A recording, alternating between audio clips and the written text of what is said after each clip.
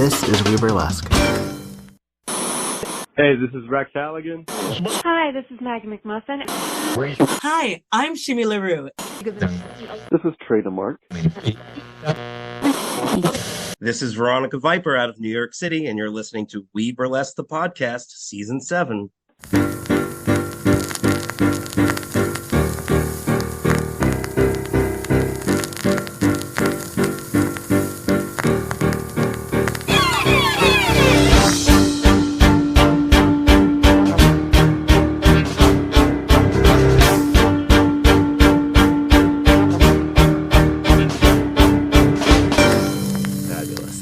Well, this is We Burlesque the Podcast, and I'm your host, Victor Devon, and through the miracle of fiber optics, I get to talk to people in the nightlife circles, and this is very exciting because they just produced their very first festival, as far as I know.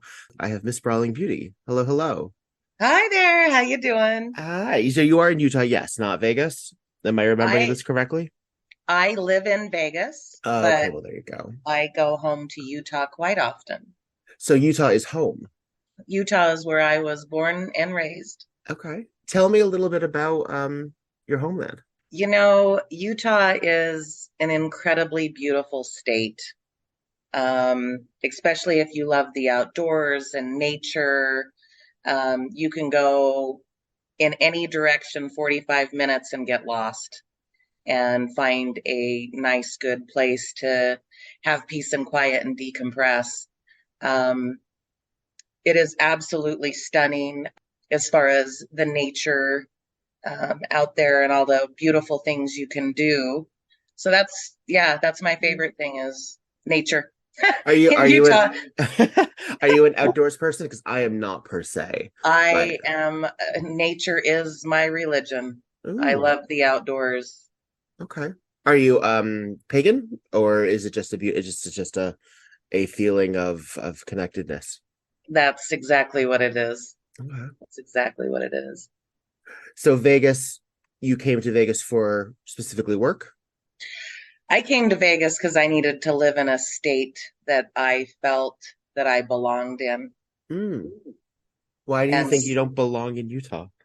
Oh, I'm too much of a sinner for that place. I belong exactly in Sin City. I just go home to convert the Mormons to burlesque. That's what I do. I think that's what I was getting at, was that I think I was going to say a lot of people have a certain viewpoint of Utah as sort of being conservative. Is that a appropriate response? Extremely accurate. It is very, very conservative, and state line to state line. Oh yeah. Oh, still, it's very conservative in Utah. Yeah, I would absolutely say it's probably the most restrictive blue laws we have in the country. There you go. Can you explain for those who may not know, either newcomers to the field or folks who just don't think about it because they're just topless wherever they feel, what that means for you? Well, in my home state, Utah, they have very strict laws governing alcohol and nudity. And a lot of times, most of our shows are completely blue law, where we pretty much are covered. Mm-hmm. We do have to wear blue law tops, which are opaque. They cannot be see-through. We have to put our tassels on top of those. Mm-hmm. Our bottoms have to cover what we like to say that, a specific zone of your butt crack. Mm-hmm. So we have to wear the vortex, they call it, right? The vortex. Oh. Yeah. So dramatic. So dramatic. It is. There's very strange blue laws there that we have to navigate. And for the last 20 years, it has been an uphill battle doing burlesque there.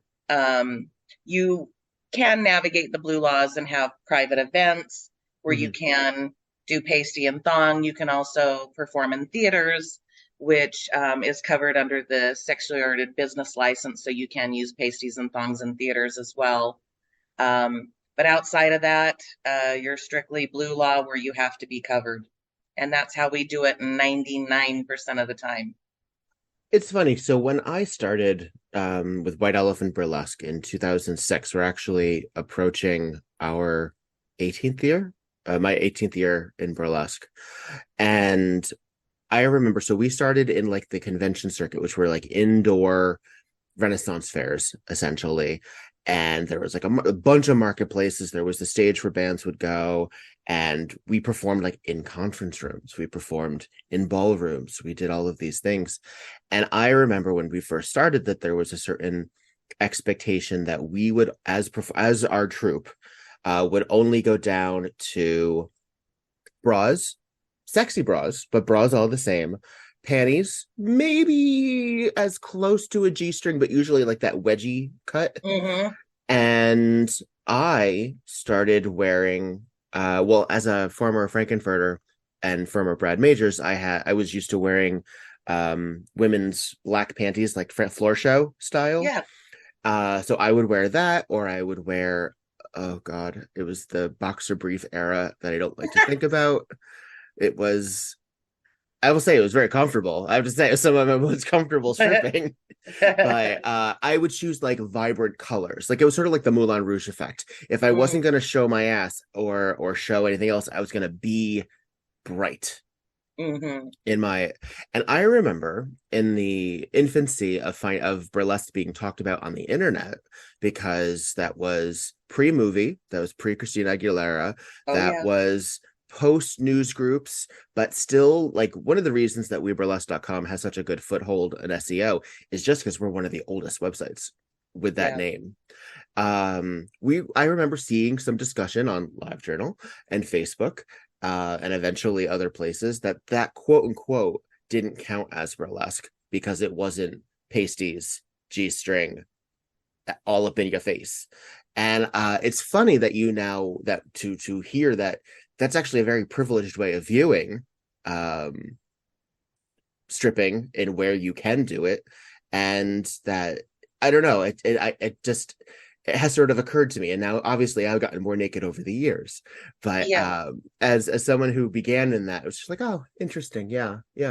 And we forget this sometimes because, again, if you're not producing in a state or at a venue where that's restrictive, you don't think about it per se. And a lot of people, we just are flouting the law without knowing, actually. So we can get places shut down. It's incredible. Burlesque has always had to deal with blue law restriction, always. It just depends on which state you're in, which is more restrictive than others. I just happened to grow up in probably the most restrictive blue law state in the country. I've just been pretty blessed that the other neo burlesque performers during the revival of burlesque, really dug down deep. We spoke with attorneys, with the ACLU. We learned how to navigate our blue laws so that we would be completely legal, that we wouldn't get cited.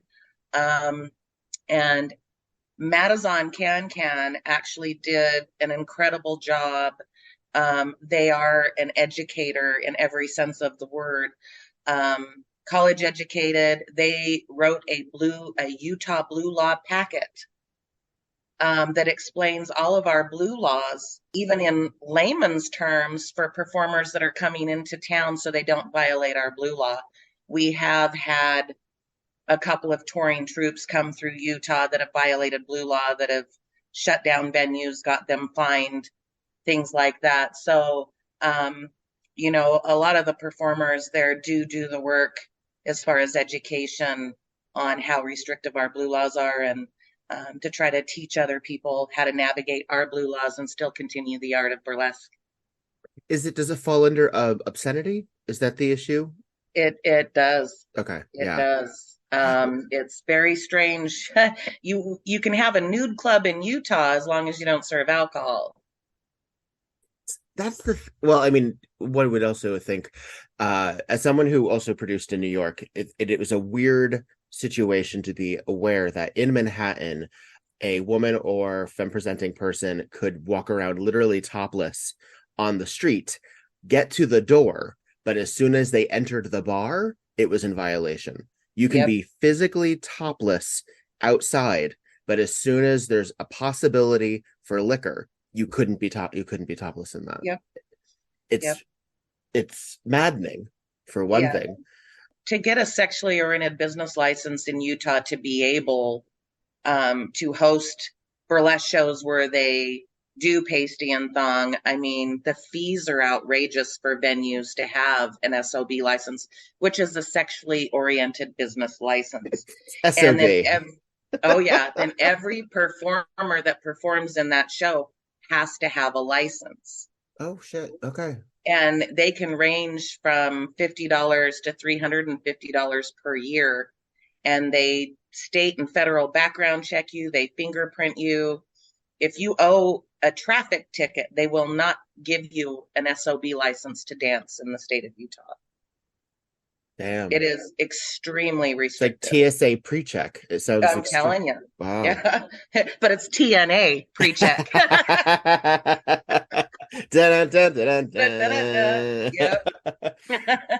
Well, then what we're gonna revisit your finagling blue laws in the most recent occurrences, but let's go way back when and talk about your first dalliance with the theatrical world.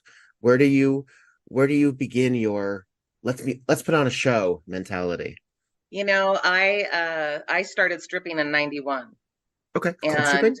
Oh yeah, club stripping. And then I started featuring in other clubs outside of the state of Utah. Worked in mainly northern Nevada, Wyoming. Featured out there for a few years. It was a lot of fun, but I was pretty much doing the same thing in the strip clubs that I was seeing in other burlesque shows, because I always put on a stage performance because we were contracted to do a certain amount of sets per night. And they were all shows, and I had some outrageous and wonderful acts. And even in the strip club was known for tassel twirling because in Utah, you were required to wear pasties.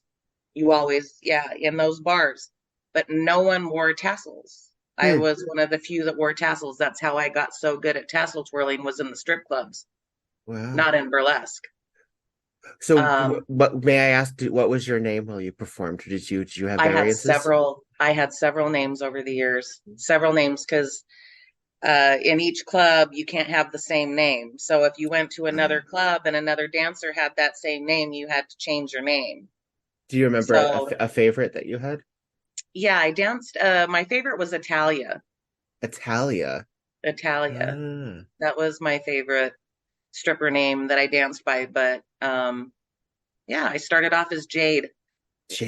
How many gemstones have you met over the years? Oh God, so many. Yeah, I think that's why they started implementing two names and stuff, so people wouldn't get confused on how many jades or flowers or ambers, diamonds. Yeah. Mm-hmm. So at 91, you would have been probably dancing to 1991. Yeah. Dancing to rock music, pop music. What was your vibe? Believe it or not, I danced to a lot of R&B. All right, I believe it. Yeah, it's 91. So like, are we talking like Boyz II Men? So right. Yeah. I kind of had more of that type of vibe when I first started dancing, but I found that I made more money dancing to rock. Okay. Was it? Do you think the energy of it, because it was a little bit faster, a little bit more in your face, or that was just what the audience liked? I think I more so looked the part. Okay. Tattoos. The tattoos, the dark hair. I wore a lot of black. I wore boots a lot to protect my feet. I did a ton of pole work and rail work because in Utah we had 3-foot barriers. We don't have lap dances there. There's 3 feet between you and your patron. You can't come closer than that or you're in violation of the law. So I did. We had to learn how to dance. Really had to learn how to dance and use the environment to draw people up to stage to tip you. So when you were touring, were you just driving location to location? Was it like a Tu Wong Fu moment where everyone would get in the same car and try and go? Yeah, there would be about three of us. At this time, they would book 3 out-of-towners per week. So we would go into the club for a week and we'd work a week straight. But they put us up in the hotel and gave us a set rate for the week, and then we got to keep all of our money from selling our merch. Back then it was like Polaroid pictures and 8x10s. Polaroid pictures. And they're back in style now. Of course. Because they're retro. Yes, they're retro. So and then of course kept all of our tips, but that was a good time for me to work, especially as a single parent, because I could work a week out of the month and stay home with my children 3 weeks out of the month. And I didn't know any other single parents that made as much money as I did and that was able to spend as much time with their children as I did. So as much as I got shamed for being a stripper in Utah, I had all the advantages of being able to be there for my children that a lot of single parents didn't get to have. Sure. Was there a sense of backstage debauchery, or was it very organized? Because I would imagine potentially a lot of drugs, for one thing, and illicit behavior. Or did you live like a fucking nun? Oh, we got to talk about this. I was actually teased in the strip game for being a good girl because I didn't use drugs at all. Okay. I at that time I would drink whiskey occasionally and smoke some cigarettes, but that was about it. I didn't even start using medical cannabis until just maybe a little over 10 years ago. But I was pretty straight-laced as far as they were concerned, but I had that other bad girl side, about me that I guess others appreciated and mostly respect. Not all the time, but there were definitely shenanigans. There were definitely mean girl moments. I even had a girl spit on me. Oh yeah. What infraction occurred? I knocked her out in the dressing room. Right. And hey, and even as the law was concerned, she assaulted me. Okay. So it would actually went to court. It was something that did go to court. And they sided with me that she assaulted me and I had every reason to defend myself. But it was a different time. Way different time. I think nowadays people are, for the most part, don't want to play that mean girl role. I don't know. Every once in a while, and maybe this is just an age thing, but there are still people who see something. I mean, I guess at one point it was Heathers, and then it was Mean Girls, the movie itself. But there's sort of like that. Don't make that your personality, folks. Don't try to be. You're not the Plastics, and they're not the heroes of those stories. So I don't know what movie you were watching. I'm just pretty blessed that, to be honest with you, my biggest fans and the people that have been there for me the most during my burlesque career has been the friends that I made in the strip clubs. They are friends that I've had 30 plus years. That was beautiful that so many of them showed up to the burlesque festival to support it. There's a lot of incredible people you meet along the way in this crazy journey of the erotic arts, So, and I'm pretty blessed to know a lot of amazing, incredible people that try to keep me humble, put me in check, keep everything real with me as much because I want to be a good human and they think they know it. And, we're all human. So the best kind of friends you can have are the ones that pull you aside and say, hey, you can do better. And I like that about them.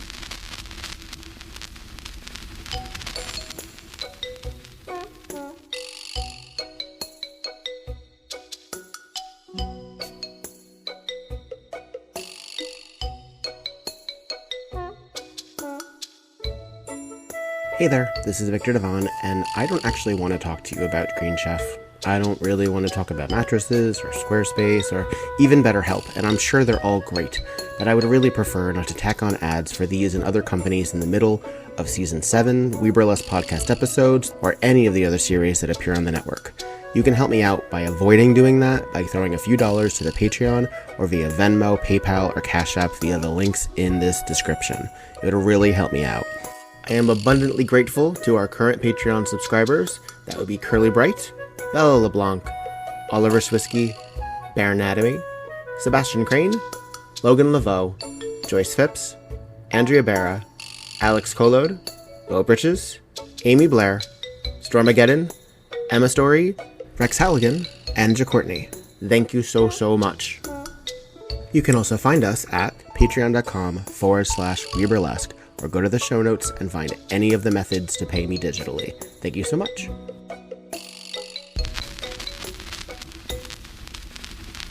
When you were mixing the exotic dancing and the burlesque realms on stage in the early 90s, I have a certain viewpoint of a lot of burlesque, particularly in New York City and Hollywood, simply because those are the two major locations that I've lived. And the people who live there are very upfront about their history because they're still working. Like, you have your Dirty Martinis, you have your Julie Atlas Muses, your Joe Boobs, and it's this sort of neo-legend aspect to it. We haven't quite figured out the language, but you're our pioneers, you're our foreparents in this field because you were doing it and are still doing it. How do you feel, as someone who's been doing this for as long as you have and in various areas, that the respect for the middle ground is? Because obviously we have a lot of love for the legends. We try to lift up the newcomers. Where do you feel you fit as a middle ground? You know, mentorship has always been a part of what I've done, regardless whether I was in the strip club or whether I was, in burlesque and in my own troupe. Mm-hmm. There were girls that wanted to learn the pole and the rail work, and they would come in an hour early to the club, and I would teach them, especially the new girls. The rail work? What's the rail work? Yeah, we have rails in Utah that keep that 3-foot barrier. Okay, sort of like big, like Sweet Charity style. Oh yes. Okay, got it. And believe me, there's some great fun that you can have on some rails.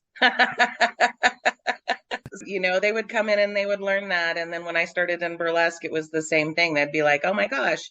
And because I did so many booby tricks, people wanted to learn tassel twirling from me. And that was mainly the first step of me really mentoring in burlesque, was a lot of people wanting to reach out and learn tassel twirling. But it's been a great ride. But I think now, 33 years in to stripping, the passion that I have is for mentorship still. Okay. Is helping, the next person find that special thing in them that they want to bring out on stage. That's where my passion is now. Do you think that Miss Viva Las Vegas was a turning point? Was that like a really great way to say this was a pinnacle of success and now I want to focus on facilitating? Well, not necessarily. I have been pretty blessed that I've accomplished almost every one of the goals I've ever set for myself. Being able to do some fun things. I'm still waiting to compete as a solo performer at BHOF. Yeah, I have been an alternate for Queen. Okay. Just haven't done it as of yet, but the Slippery Kittens, the very first troupe I was in, did compete in 2008. But there would be just something special as a solo performer to be able to take that stage. And mainly it's important for me, not just with Viva Las Vegas, but as BHOF, to represent other performers from Utah. Mm-hmm. Because if I can do it, they can. And, you know, it was kind of harder for me because I was the first in my state to kind of get out there, really start doing burlesque festivals and competing. And it was really difficult because I didn't have anyone to vet me because there wasn't anyone really before that. So it was a difficult journey for me to get my name because it was an uphill battle.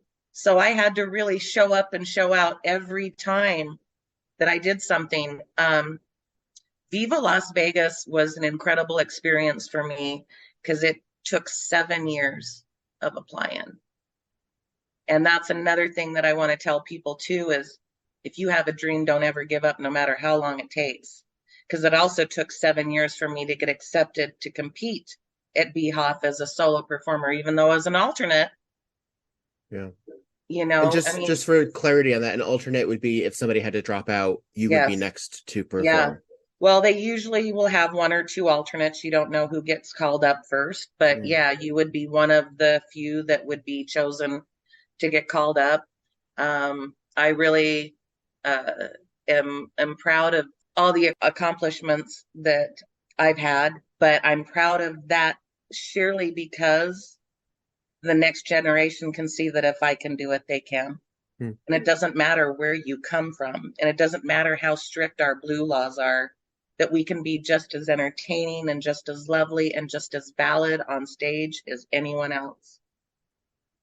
You know, when you're also an advocate, you said you've obviously broken some molds when it came to making sure that you created stages that were not just available to people, but also did the legal work, did the checks, which again, a lot of us don't do. We just hope for the best. And because again, it's either ignorance or it's easier to ask for forgiveness. And sometimes that forgiveness is a $500 fine. So maybe it's not easier. Yeah. I know you are also an advocate for performers with disabilities. For sure. Can you talk a little bit about that? You know,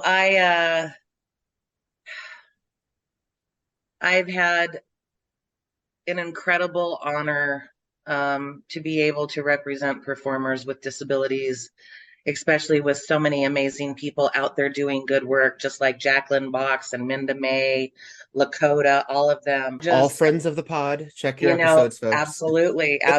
They're all out there doing the good work, showing representation, teaching people how to be inclusive and how to put ableism aside.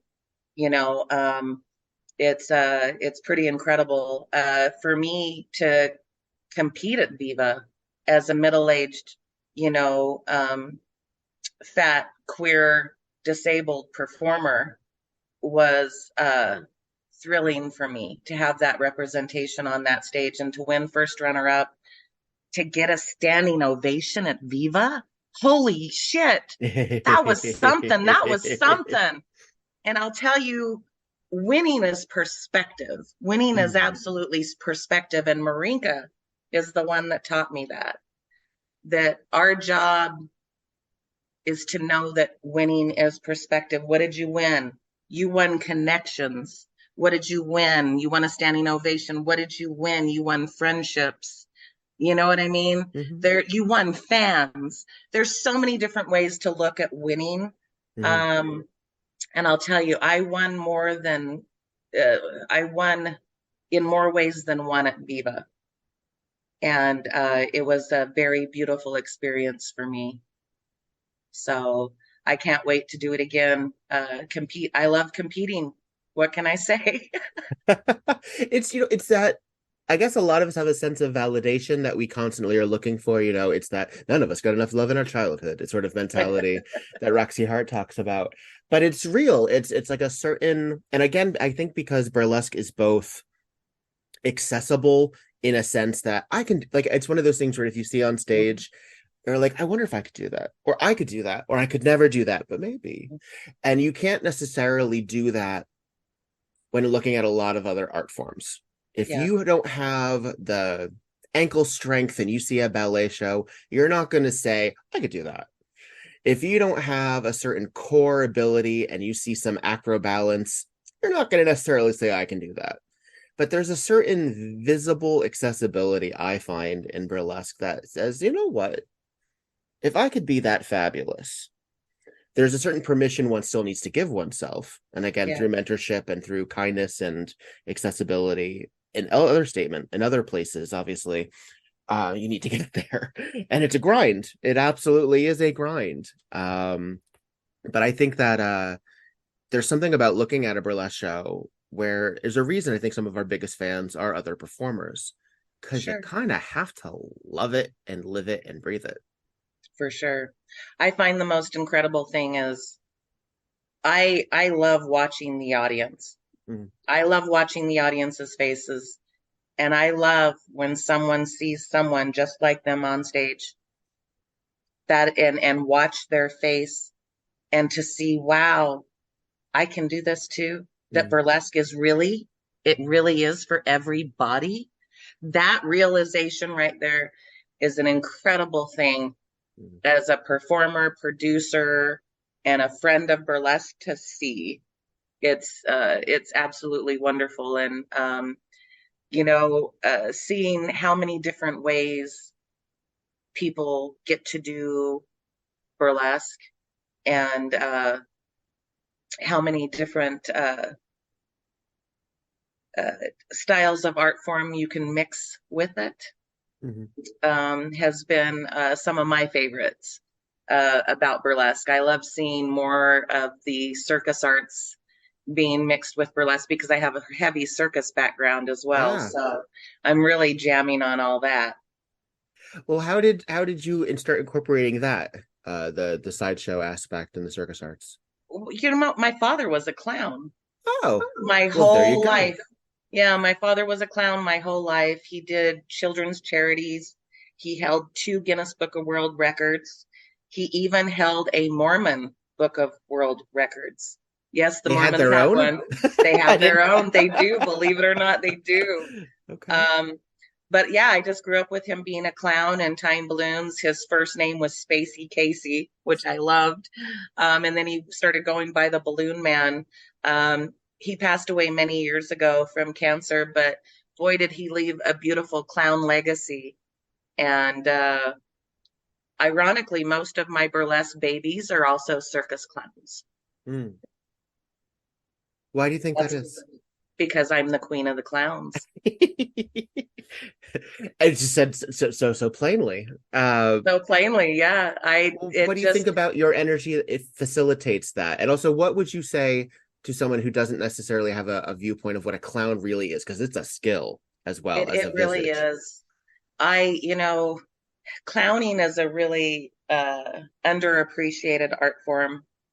And but yet clowning brings some of the most incredible joy that we have in this world. And clowning can make you think in so many different ways, in a positive way, in a sad way, whether it's a happy clown or it's a sad mime. I mean, clowning, even balloon twisting, it's all an incredible art. And it takes a lot of skill to bring that much joy. Yeah, I've talked to people every once in a while about how the 80s really fucked with the concept of clowns, because before then they weren't really viewed as instruments of terror. Right. And it was through Stephen King and it was through the makers of Poltergeist that really did that. And the reason they were so successful is because you had like the Clarabelles and the clowns, the bozos that were innocent. And the reason it was so effective in horror was that it was the perversion of that innocence. And then, we also had things like the Joker, but even the Joker didn't lean into, I think, the clown aspect until the 80s. Yeah. Yes, or at least the menacing clown. Cesar Romero notwithstanding. I'd rather spend the day with Cesar Romero as the Joker than, say, Jack Nicholson as the Joker. Right. And then but also you have your pagliaccis and your sad archetypes. And as someone who does do the clown white and always has, my influences are German and Italian and French, less American. I guess the most American clowning that I do is the hobo clown. Yes. which is your Emmett Kelly kind of styling. Mhm. What are your favorite types of clowns? I absolutely love the physical art form. If you could take how a clown looks and the way Charlie Chaplin moved, that would be my favorite. The physical comedy aspect of clowning and with the traditional circus type clown. Um, I am a huge fan of physical comedy, and I really think that clowns have some of the best of it. And I don't care what anyone says, Charlie Chaplin was a clown. Absolutely. Tramp is absolutely a clown Yes. aspect. Yeah. Yep. Yeah. Slapstick So is hard. Slapstick is so hard. And it's usually highly choreographed. yes. I had when I started my first troupe, Vaudeville Avant-Garde, there was another performer. We were always been very big on drag kings in Utah. And we had a drag king that worked for us named Goat. And Goat was my nemesis as I played Charlie. And we had a choreographed act called Park Bench, where I stole the park bench from my nemesis. And it was highly choreographed. There was a couple of times when I dove onto them, they dropped me. And you could hear me slam on the floor hard, took my breath a couple of times. But, hey, physical comedy, sometimes you accidentally hurt yourself, but it just becomes part of the shtick, I guess. Or it's the art of not getting hurt. And sometimes that doesn't, not everyone can be Buster Keaton. Sometimes. There you go, right? There you go. Yeah. Well, as someone who has run so many troupes, now you've reached what I think a lot of folks would consider another pinnacle, which is festival producing. Yeah, we've needed a festival there. Why did you want to do that? We've needed a festival there for a long time. I was actually supposed to produce this festival about 7 years ago, and then I had my heart attacks. My heart attacks happened in December. My festival was supposed to happen in July. Good Lord. So it didn't end up happening. And then it took me a good year of trying to recover. And that I didn't have insurance, so I couldn't do cardio rehab. So I had to do it on my own. So it took me a lot longer.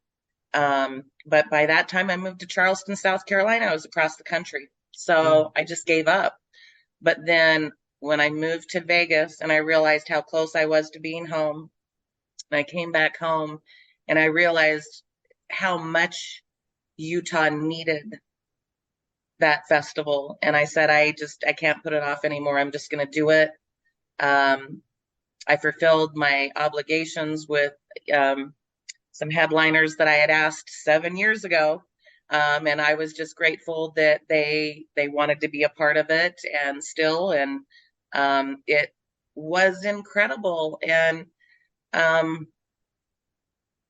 to know that not just my stripper friends were there, that I've had friendships for over 30 years with, that most of the neo burlesque performers that helped create the scene with me were there. And I was honored to be able to honor them and give them some awards, because they deserve to be recognized for all of their hard work. And, history shouldn't be erased. All the performers that had something to do with the revival of burlesque in Utah should be, and not just in Utah, but anywhere, should be remembered. And I didn't want them to have that history go. I want the recognition for them. And I was so honored to give awards to some well-deserving performers and educators that help keep this art, help keep the art alive. Yeah. Does Utah count as the Midwest, or is it on another? Is there argument about what it counts as? I've never called it the Midwest. Okay. But I wouldn't say that. I wouldn't know how other people do, but I would never call it the Midwest. To me, it's I don't know. It's like a separate little entity in itself. It's like the Bermuda Triangle all in. It's a whole little weird place. That's all I got to say. It's a weird, cute little place, but that's the great thing about the Salty Desert Burlesque Festival is that the people that come there, they're not just performers, they're family to us. And I'm grateful for all of the performers in Utah that showed up and showed out and showed everyone how loving and beautiful and incredible they are, because for a state that doesn't get a lot of representation, we have some incredible people there. And it's just it's beautiful to see them finally get a time to shine, you know? Yeah. What do you think you learned about yourself producing this festival that you didn't necessarily know? This bitch needs to learn how to delegate more. That's real. That's some real shit right there. It was something, you know, because I was so used to doing so many things by myself along this journey that I did take so much of it on myself that I believe I was creating some unnecessary stress when I had to learn how to delegate and reach out to people and ask for a little bit more help. And the beauty of it was not just the lesson that I learned, but the beauty was that, you know, when you do ask for help, people genuinely do want to help you. They do want to see you succeed too. So yeah, it was such a beautiful experience. It was absolutely lovely. You had Magnolia Minx and Bunny Bigard in your corner helping you out? Magnolia Minx, Bunny. We also had Luna Soul was also helping with some marketing and things. Madazon Can helping with sponsors. It was, to be honest with you, hot take. I can keep going on and on. It was powered by our community. It wasn't just, you know, my co-producer and you know, Miss Bunny. It was so many people in the community coming together to make this happen. And that's what I found so beautiful about it. How did you maneuver around the Blue Law situation? We kept it, to be honest with you, I knew we'd have an uphill battle with people wanting to apply because it was a Blue Law festival. But people kind of, you know, it's kind of nice to show people how we've had to do burlesque for the last 20 years in our home state. You know, it's easy if you really don't have any laws, but it's difficult if you have major laws that go against everything and every bit of art you're trying to create. Right. Well, almost everybody has the laws. Again, it's not necessarily that they don't exist. More so than none and whatever, but it's been interesting. That's for sure. Yeah, I get you. Because I was hoping to make it to Salty Desert. It was not in the cards, unfortunately, this year. And I was very curious about how I would do it, particularly as a masculine presenting individual. Well, as masked as I possibly can be, how I would, in both solidarity and in exploration, maneuver around that. Because I know legally I don't have to wear pasties. Yes, but you still have to have your vortex. Yes, well, yes. I do try to keep my vortex covered off as often as I can. No, I get it. Yeah, so I was very curious about how that would go. Most performers, they're masculine presenting. You know, even cis males that are in burlesque in Utah usually wear pasties in solidarity. It's very rare that I see a performer that doesn't. It's jarring nowadays when you don't. It's it's weird. Like, what? When I see a bare chest, I'm like, oh, my pearls.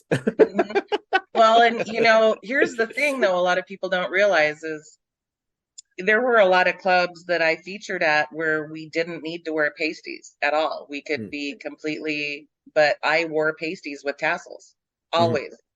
And there's also a difference. A lot of people don't know this. I wear stick glue to hold my pasties on. And I'll tell you why. because it comes on and off relatively easy, but they don't come off when you twirl. Okay. And I would be in the strip club dancing, and a guy would be like, I want to see your nipples. And I'd be like, give me some money. They'd lay down some money. I'd take my pasties off. I'd put them on my ass. I'd assle, turn around, lick them, stick them back on my titties, and move to the next guy that wanted to see my nipples. And that was my shtick. That was your upsell. Yes. Yeah, that set me apart from the other girls because all of them were nipples showing already. There was something to be said about even if you hide a nipple, somebody's going to pay you to see it. Mm. So that was my little game there. And it kind of, is something that I would have loved to have been able to still do in burlesque. But in my home state of Utah, I can't do that. Video games are a unique medium. They can tell stories, Immerse us in strange, fantastic worlds. blur the very boundaries of our reality. But at the end of the day, video games are fun. Whatever fun is to you. I'm Jeff Moonen, And I am Matt, a.k.a. Stormageddon. and on Fun and Games, we talk about the history, trends, and community of video games. It's a celebration of all the games we play and all the fun we find within them. And there's so many more games out there, so we hope you'll share in that conversation with us. Fun and Games podcast with Matt and Jeff. Find us on certainpov.com or wherever you get your podcasts. And happy gaming. Do you still tour around to different states as often as you can? As often as I can. I'm actually going to California this weekend. I'll be at Harvell's doing raising money for the Exquisite Burlesque Festival. Yes. Well, are you participating in that festival as well? I am competing for the Very nice. It's Bobby's festival, right? Okay. Yeah, the Pasty Throwdown, I think is what it's called. And how do you feel as a pioneer coming in? You're looking at all these young folks who just started and they're saying, you don't even know where my pasties have been. You don't. You don't. I could tell you, my pasties got some stories. No, I love it, and I'll tell you why. The younger generation, they really keep me going, and not only that, but I really love to be pushed to do my best. I've been an athlete my whole life. I've played male-dominated sports my whole life. Dancing and dancers are athletes. Mm-hmm. And we are people that choose to compete in this art are competitive athletes. Mm-hmm. And I don't see myself any different than a professional basketball player, baseball player, boxer. I go out there and I compete at the top of my game with the best. And if you want to be the best, you compete against the best. And I like being pushed to be my best.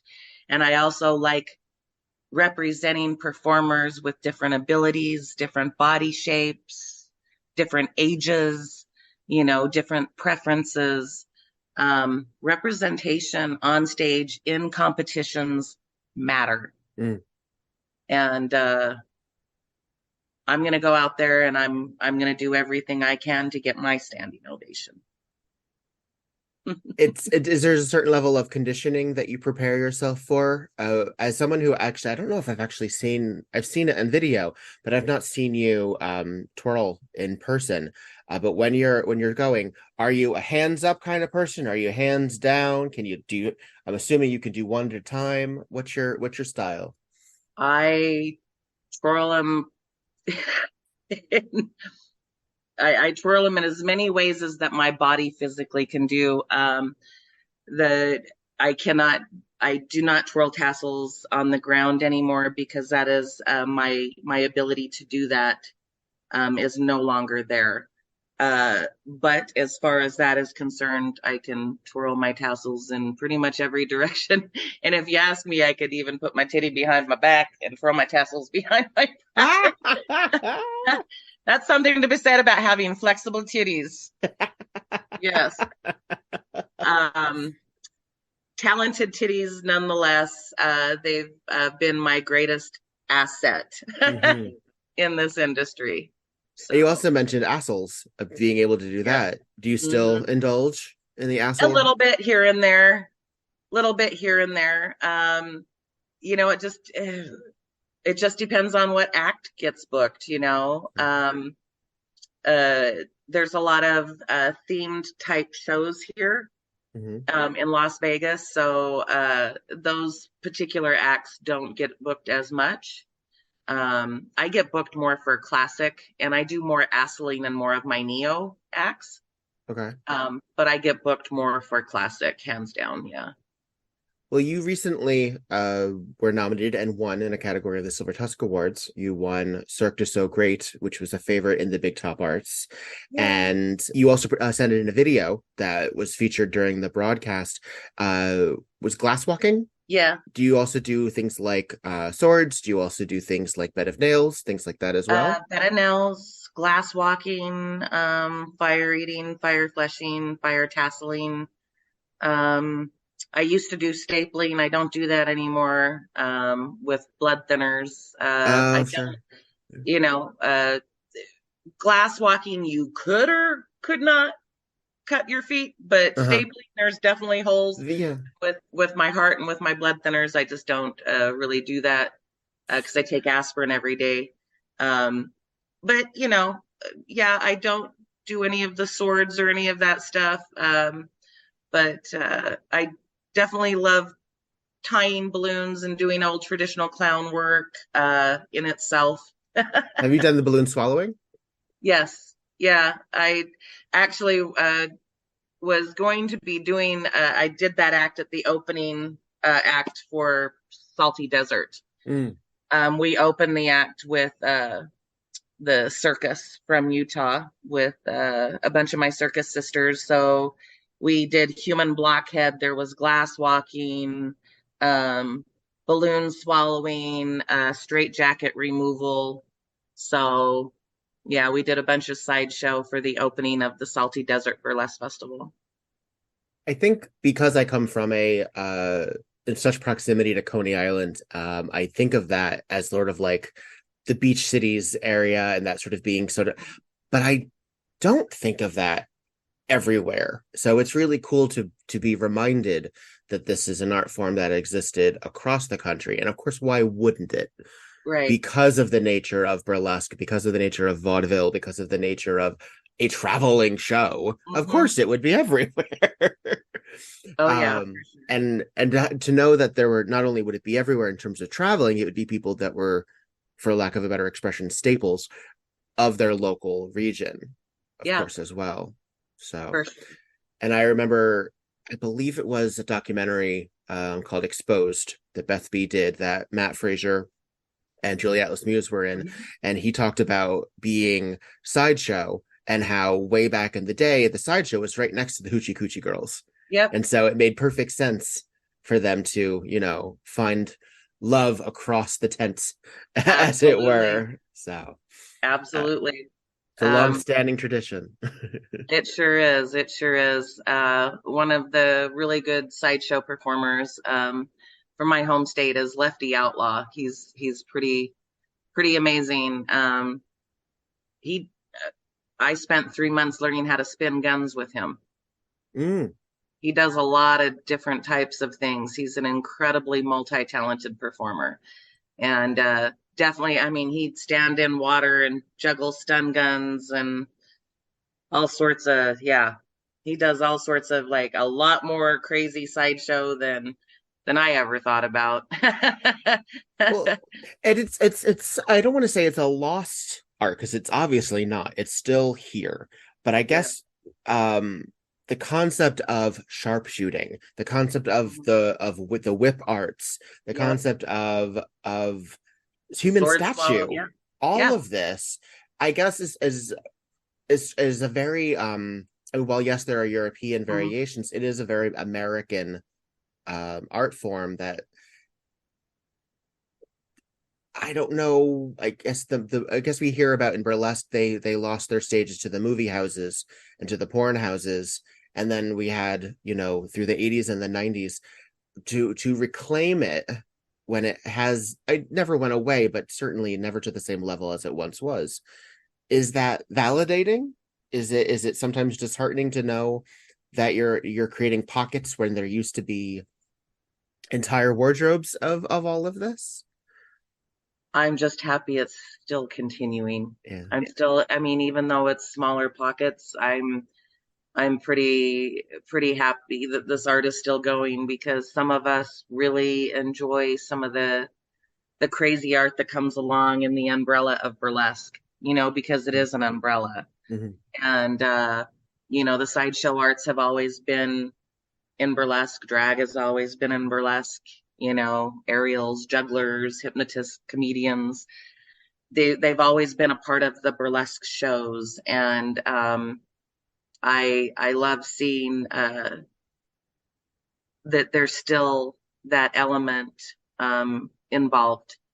And I was thrilled when Boobzilla made it into Innovators, Movers, and Shakers. Yes, I was thrilled about that. Like that's the stuff, that some of us absolutely love and crave to see as well. Yeah.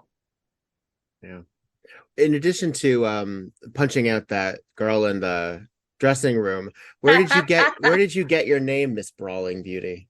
My dad always, he told me, he said, why do you always have to be such a brawling beauty? And it was because I constantly got in fights because of being openly queer in Utah.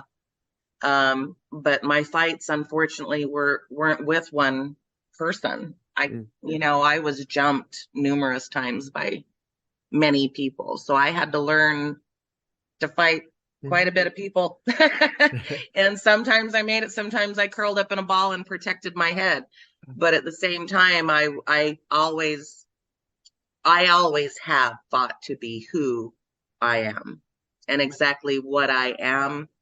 I have no regrets. I'll always be a brawling beauty. Is there a preferred short version of that you also go by? Do you also just go by Beauty, or is there when I was like, I'll make that my stage name, when I rebranded after I left the Slippery Kittens, I thought people would call me Beauty, but they all call me Brawlin'. And I'm fine with it. So I was talking to Faggoty Randy, because of course his first name is an adjective. Yeah. And so he's sort of like, it's sort of fascinating when somebody would call him Faggoty versus someone would call him Randy. He's like, you could just call me Randy. It's okay. Yeah. Yeah. And that's what I thought. I thought people would call me Beauty instead of Brawling, but no, everybody calls me Brawling. I'm fine with it. Yeah. Sometimes it rolls off the tongue a little easier, but I'm good. I'm glad to know I can go back and forth with mine. I'll tell you what, I hope for my 51st birthday that I'll get roasted, and because that's what I'm hoping for my birthday. And I will tell you what, if someone does a joke about Brawling Beauty, I will laugh. I will laugh so damn hard. I always think in this industry, you have to have a great sense of humor about yourself. You really do, because it's hard sometimes. It's really hard. Yeah, it is. It requires endurance. It does. That's why I both want to thank you for chatting with me about your history and your present.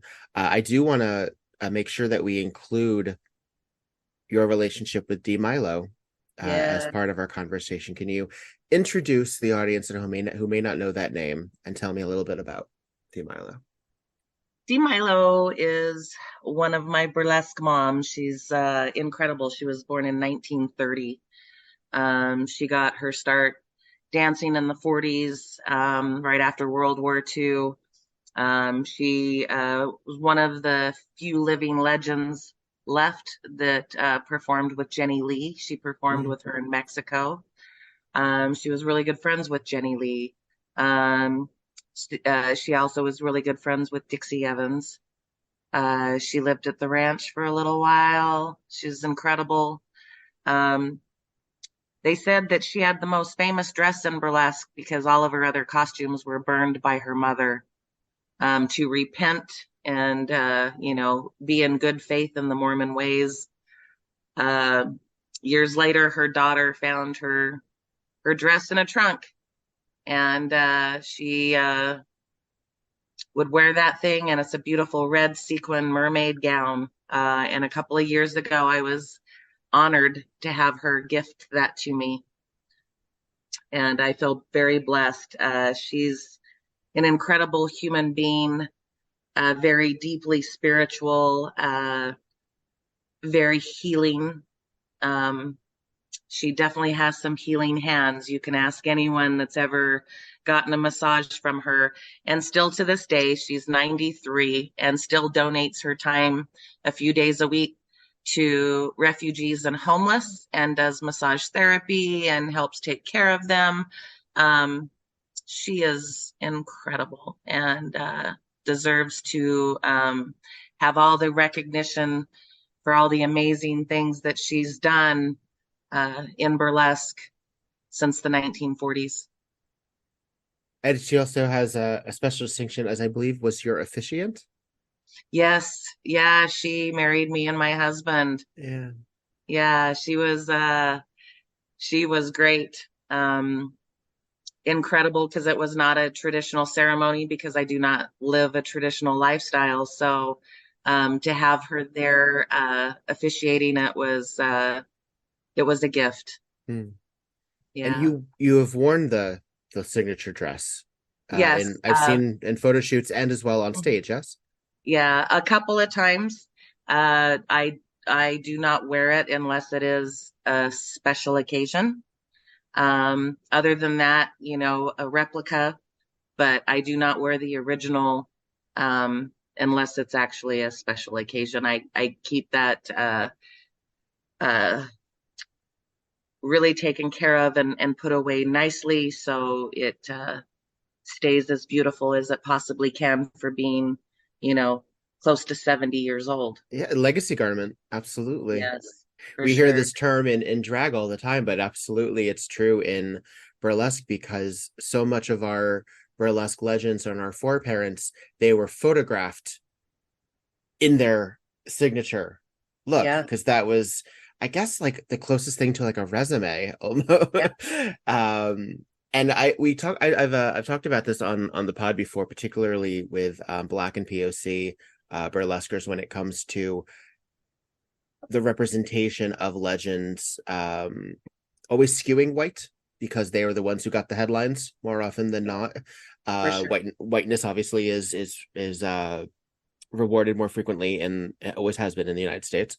But because we know who our Black and POC legends are frequently through those cards, through those because they actually had their names printed on them. Yeah.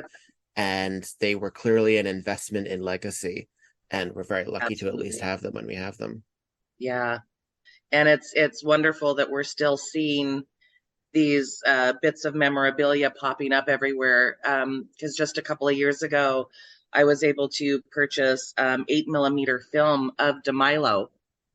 And I was able to get those transferred over from 8mm film and be able to upload those on YouTube. Are those up?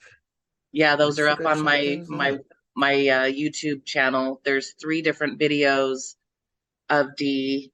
And it was during the Nudie Cutie series, which is, I'm not going to get into it, but historically, that series and the creator of it going to court and taking the U.S. government to court is the reason why we are able to have pornography transported over state lines. Oh, there you go. Not that that's not challenged as often as it can be, but absolutely. Yeah. I will link to this. I'm just taking a look at it now. I don't know what it is, but I love me a stag film. I love me a black and white shuttery review. I just think it's so glamorous. I think it's so pretty. I love it. You can also see some of those videos on Something Weird Video. Awesome. Yeah, I'll link to that in the show notes so people have a chance to take a look at these.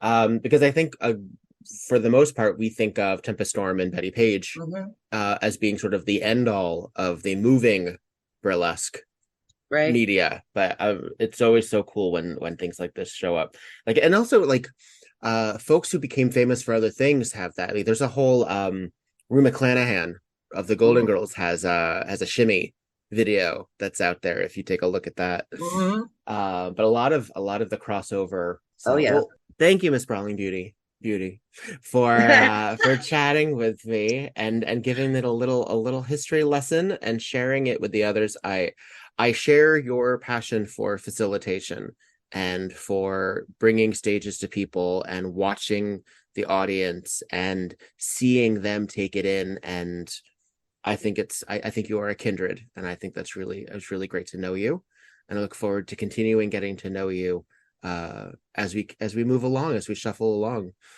So, thank you, Victor, for having me. I really appreciate it. It was a good time. My pleasure. Can you please tell? I will include it in the show notes, but tell the folks where is the best place to keep in touch with all your goings on.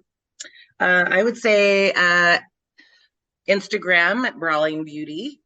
You can pretty much anything that I'm going to be doing is on there. You can also go to my bio and connect to my Linktree, and that'll send you to everywhere you need to go, my website, all that stuff. So excellent. Well, I'll include that. Thank you very much.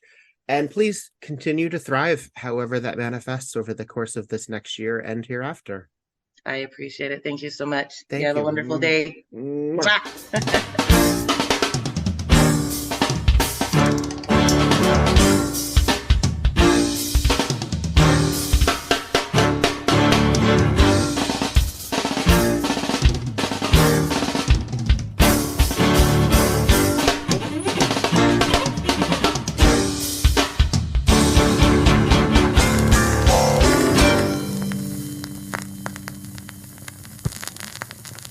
We Burlesque the Podcast, created, developed, and edited by Victor Devon.